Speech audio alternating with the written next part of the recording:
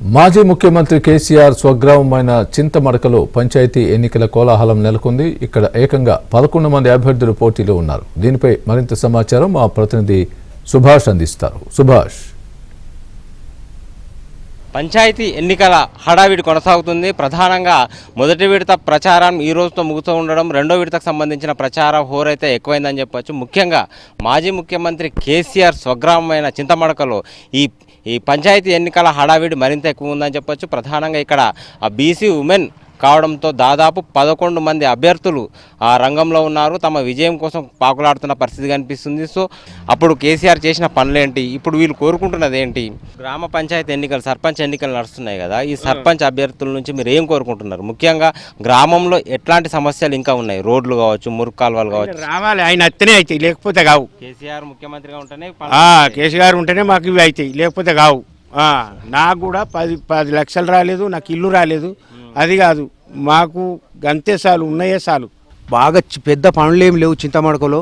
మూర్లు కూడా అయినాయి, కొన్ని చిన్న చిన్న జాగాల్లో ఉన్నాయి. ఇప్పుడు మేము ఎవరిని ఏం చేస్తాం?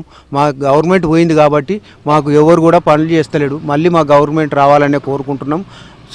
పొద్దున లేచి మా కేసీఆర్ను, హరీష్ రావు సార్నే పొద్దున్న లేచి కోరుకుంటున్నాం. మళ్ళీ మా గవర్నమెంట్ రావాలి. ఇంకో 3 ఏళ్ళ దాకా ఓపిక పడతాం. మళ్ళీ కంపల్సరిగా మళ్ళీ మా గవర్నమెంటే వస్తుంది. కేసీఆర్ గారే మళ్ళీ ముఖ్యమంత్రి కావాలని ఆ భగవంతుని కోరుకుంటున్నాం.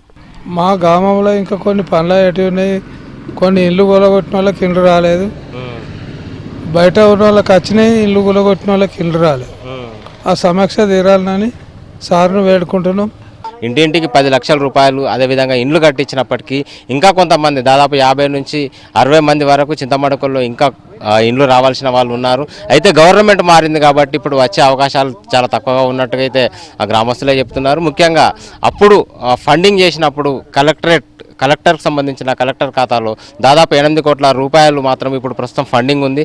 సో కొత్తగా సర్పంచ్గా ఎన్నికైన అభ్యర్థి ఆ నిధులను గవర్నమెంట్ సహకారం ఉంటే, ప్రభుత్వ సహకారం ఉంటే ఆ నిధులను గ్రామాభివృద్ధికి వాడుకునే అవకాశం అయితే ఉంది. సో ఆ అవకాశం నెరవేరుతుందా? ఇక్కడ ఎట్లాంటి అభ్యర్థులను గెలిపించుకుంటారు?